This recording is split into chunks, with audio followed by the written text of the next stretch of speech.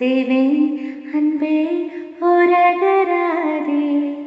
நீ தூங்கும் நேரத்து தூங்காமல் பார்ப்பேன் தினம் உன் தலை கோதி.